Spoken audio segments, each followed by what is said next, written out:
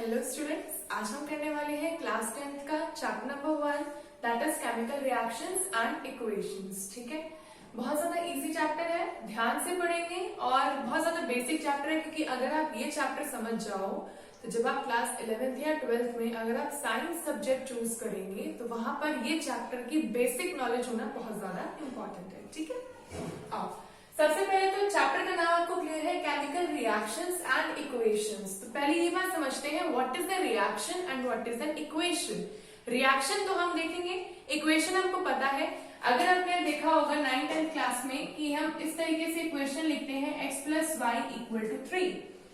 Equation का मतलब होता है when we are equating the LHS and the RHS। जब हम LHS को RHS के बराबर इक्वेट करते हैं तो हम इस पूरे फॉर्म को इक्वेशन बोलते हैं, जिसमें हमारी कोशिश ये होती है कि हम LHS को RHS के बराबर लाएं या फिर हम LHS में से RHS की वैल्यू निकाल सकें।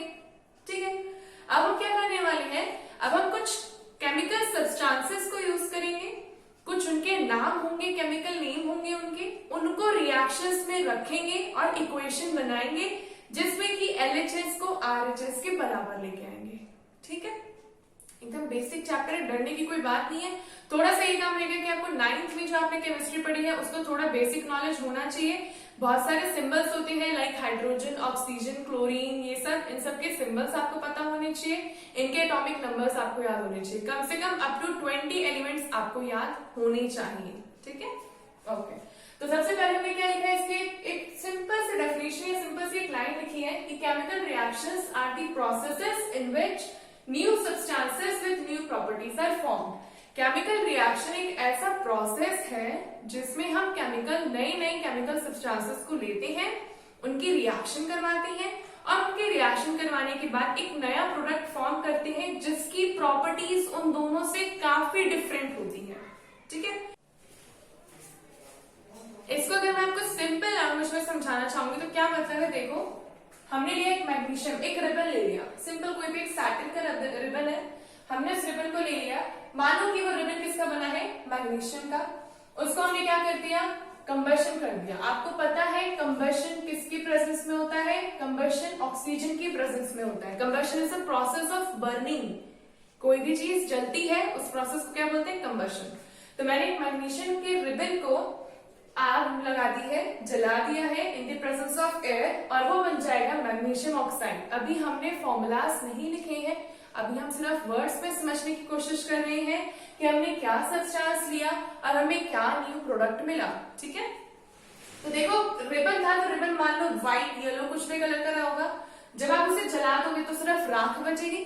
तो हमने बोला जो मैग्नीशियम, और अगर वो मैग्नीशियम का रिबन होगा तो व्हाइट कलर का पाउडर बन जाएगा या समझो ऐश बन जाएगी। ठीक है, तो हमने क्या देखा, इसमें से हमने कुछ सब्सटेंसेस लिए और उससे हमें कुछ नया प्रोडक्ट मिला। इस प्रोडक्ट की प्रॉपर्टीज इससे बिल्कुल मैच नहीं करती, सिवाय इसके कि वो भी मैग्नीशियम का है, ये भी मैग्नीशियम का है, लेकिन ये एक रिबन की फॉर्म में था, ये एक व्हाइट पाउडर की फॉर्म में बन चुका है।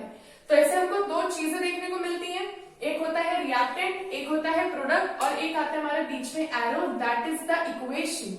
इस पूरे को हम बोलते हैं केमिकल इक्वेशन। ठीक है, जैसे हमारे पास एक लेफ्ट हैंड साइड है, एक राइट हैंड साइड है। अब ये समझते हैं कि ये लेफ्ट हैंड साइड क्या कहलाती है, लेफ्ट हैंड साइड को हम बोलते हैं रिएक्टेंट्स। क्या बोलते हैं, रिएक्टेंट्स। रिएक्टेंट्स को अगर मैं डिफाइन करना चाहूं तो क्या होगा, the substance which takes part in chemical reaction. ये वो सब्सटेंस है जो केमिकल रिएक्शन में पार्टिसिपेट करता है। इसने अभी कोई प्रोडक्ट बनाया नहीं बनाया वो नहीं बात कर रहे, हम सिर्फ ये बात करें कि इन्होंने पार्टिसिपेशन किया। और यही बात करें अगर हम प्रोडक्ट की, तो प्रोडक्ट क्या होता है, आप नाम से समझ रहे हो, प्रोडक्ट मतलब कुछ है। क्या है, एक ऐसा substance produce as a result of the chemical reaction. जो भी ये रिएक्शन हुई और उसके बाद जो हमको प्रोडक्ट मिला, जो भी लास्ट का रिजल्टेंट अमाउंट है उसको हमने बोल दिया प्रोडक्ट। ठीक है, और इस पूरे मैकेनिज्म को हमने क्या बोल दिया, केमिकल रिएक्शन या केमिकल इक्वेशन। ठीक है, इतनी बात समझ में आई।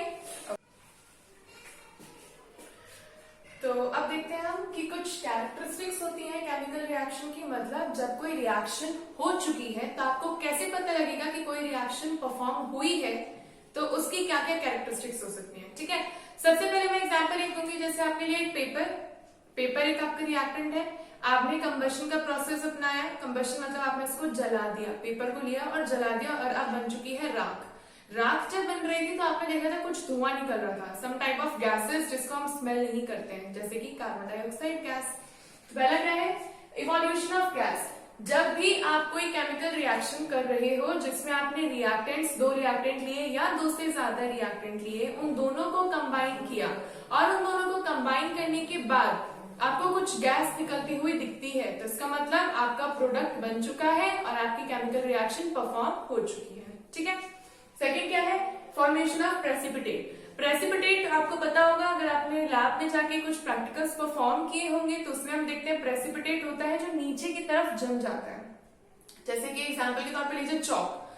चौक को लिया, चौक हमारा रिएक्टेंट है, पानी के साथ उसको मिक्स कर दिया, तो इसमें क्या होगा, पानी के साथ चौक मिक्स नहीं होती है।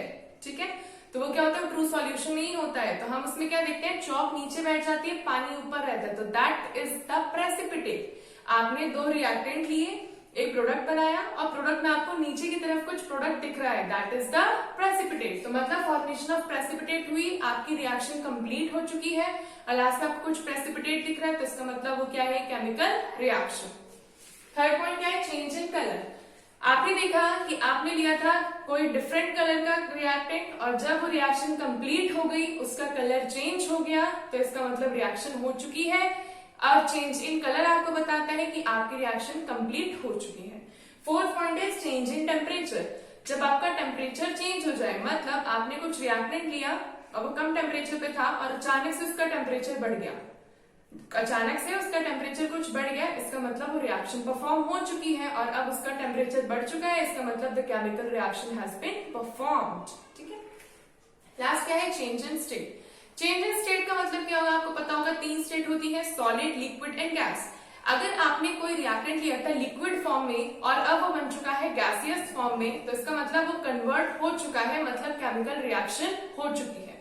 हम क्या समझने की कोशिश कर रहे हैं, हम समझने की कोशिश कर रहे हैं बच्चों कि केमिकल रिएक्शन जब हो जाती है या हो रही होती है तो हम कैसे पता लगाएंगे कि ये कंप्लीट हो गया प्रोसेस। तो अगर हमें इनमें से कोई सी भी एक चीज होती हुई दिखेगी, इसका मतलब हमारा प्रोसेस कंप्लीट हो चुका है। गैस निकल गई मतलब रिएक्शन हो गई, टेम्परेचर चेंज हो गया, रिएक्शन हो गई, या फिर प्रेसिपिटेट बन गया, रिएक्शन हो गई, या फिर चेंज इन कलर, कलर बदल गया, रिएक्शन कंप्लीट, या फिर स्टेट चेंज हो गया, रिएक्शन कंप्लीट। ठीक है। इनके एग्जाम्पल्स इतना ज्यादा मतलब इंपॉर्टेंट होते हैं सिर्फ समझने के लिए, आपके पास हर एक का एक एक एग्जाम्पल तो जरूर होना चाहिए। तो एनसीईआरटी की बुक को एक बार जरूर पढ़ें, या अगर आप कोई रिफ्रेशर फॉलो करते हो तो रिफ्रेशर में से जरूर पढ़ें कि इनका एक एक एग्जाम्पल क्या हो सकता है। ठीक है, आगे देखते हैं। आगे हम देखते हैं कि केमिकल इक्वेशन क्या होती है। सबसे पहले डेफिनेशन देखिए, the method of representing a chemical reaction. एक केमिकल रिएक्शन को, जो हम बात कर रहे थे अब तक कि केमिकल रिएक्शन को जब हम सिंबल्स और फॉर्मूला के जरिए बताते हैं, the method of representing a chemical reaction with the help of symbols and formula. Symbols कौन से, केमिकल सिंबल्स, जैसे हाइड्रोजन का केमिकल सिंबल क्या है, H, ऑक्सीजन का O, फ्लोरीन का F, ये सब सिंबल है। एंड फॉर्मूला, जब आप इन दोनों को कंबाइन कर देते हो तो कुछ फॉर्मूला बनता है, जैसे मैं हाइड्रोजन को कंबाइन कर दूं तो मेरे को मिलेगा H2O, H2 is a formula. Of the substances involved in it is known as a chemical equation. Example देखते हैं।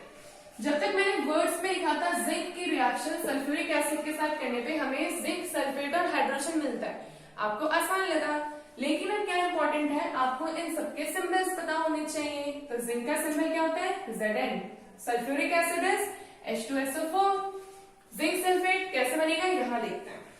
देखो, जब ये H2SO4, अगर आपने 9th क्लास में केमिकल फॉर्मूला कैसे बनाते हैं ध्यान से देखा होगा तो आपको पता होगा, यहाँ होता है H2, यहाँ पे होता है SO4। SO4 की, H2 की क्या होती है, वैसे H2 नहीं होता, एक्चुअली में H होता है, हाइड्रोजन होता है। हाइड्रोजन की वैलेंसी कितनी होती है, इसकी वैलेंसी होती है +1, और सल्फेट की आपको वैलेंसी याद रखनी पड़ेगी -2। आपको पता है हर एक कंपाउंड में एक पॉजिटिव होता है और एक नेगेटिव होता है। पॉजिटिव H की मेरी वैलेंसी क्या दिखेगी, +1, पॉजिटिव SO4 की वैलेंसी क्या दिख रही है, -2। तो ये कैसे बनेगा, ये बना इस तरीके से H2SO4, H2SO4 1, लेकिन 1 हम नहीं लिखते तो H2SO4। अब ये इस तरीके से था और यहाँ पर था हमारे पास जिंक। हमने देखा जिंक की वैलेंसी कितनी होती है +2। ये थोड़ी बहुत चीजें आपको याद रखनी पड़ेगी। अभी इंपॉर्टेंट है, आपको पता होना चाहिए वैलेंसी क्या होती है। 9th क्लास में आपने बहुत अच्छे से पढ़ा होगा कि वैलेंसी का मतलब क्या होता है। टेंडेंसी टू एक्सेप्ट और डोनेट इलेक्ट्रॉन। H2SO4 को मैंने कैसे ब्रेक किया, H और SO4 में। H में क्या है, H प्लस SO4 है नेगेटिव। अगर आपको पता होगा, हम जब फॉर्मूला बनाते हैं उसमें एक पॉजिटिव होता है और एक नेगेटिव होता है, ठीक है। अब मैंने लिखा H की क्या है वैलेंसी +1 और SO4 की क्या है वैलेंसी -2। +1 मतलब हाइड्रोजन अपना एक इलेक्ट्रॉन डोनेट कर सकता है और SO4 की वैलेंसी -2 का मतलब वो अपने 2 इलेक्ट्रॉन एक्सेप्ट कर सकता है। यही सिमिलरली Zn की मैंने वैलेंसी क्या लिखी है +2 का मतलब जिंक भी 2 इलेक्ट्रॉन क्या कर सकता है, डोनेट कर सकता है। वैलेंसी बहुत ज्यादा इंपॉर्टेंट है, आपने 9th क्लास से पढ़ा होगा। वैलेंसी का मतलब क्या होता है, टेंडेंसी टू एक्सेप्ट और डोनेट इलेक्ट्रॉन। कोई एटम कितना ज्यादा इलेक्ट्रॉन ले सकता है या एक्सेप्ट कर सकता है या डोनेट कर सकता है, वो होती है उसकी वैलेंसी। अब कोई एटम इलेक्ट्रॉन लेगा या देगा क्यों, आपको पता है सब एटम्स क्या चाहते हैं, इनर्ट गैस कॉन्फिगरेशन। उनका शेल कंप्लीटली फिल्ड हो तो फिर उनको इलेक्ट्रॉन्स लेने या देने की जरूरत नहीं पड़ती। लेकिन बहुत सारे ऐसे सब्सटेंसेस होते हैं जिनके शेल कंप्लीट नहीं होते, तो वो क्या करते हैं, वो दूसरों से इलेक्ट्रॉन लेते हैं या दूसरों को अपने इलेक्ट्रॉन देते हैं। अब देखो जिंक की H2SO4 के साथ जब हम रिएक्शन कर रहे हैं तो हमें प्रोडक्ट क्या दिख रहा है, ZnSO4। मतलब जिंक +2 वैलेंसी, SO4 -2 वैलेंसी के साथ रिएक्ट कर जाएगा। दोनों की 2 है, कैंसिल हो जाएगा, हमें मिल जाएगा ZnSO4। और जो ये हाइड्रोजन यहाँ से निकला था ये एज इट इज बेचारा अकेला रह जाएगा, तो ये बन जाएगा H2। और ऐसे भी हाइड्रोजन गैस की तरह निकल जाएगा, यहाँ से हट जाएगा। ये था पूरा हमारा केमिकल इक्वेशन। और मैंने इसमें थोड़ा सा आपको 9th का भी बताया, जिसमें आप फॉर्मूला कैसे बनाते हो, वैलेंसी का क्या यूज करते हो, ठीक है।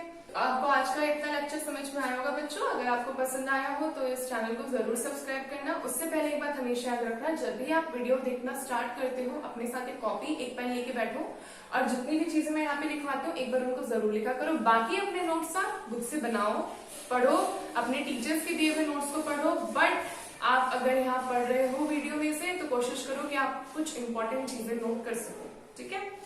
तो अगर आपको आज के लेक्चर पसंद आया हो तो मेरे चैनल को जरूर सब्सक्राइब करें। आगे और भी बहुत सारी वीडियोस आएंगी आपके अलग अलग सब्जेक्ट्स के लिए, केमिस्ट्री, फिजिक्स, बायो।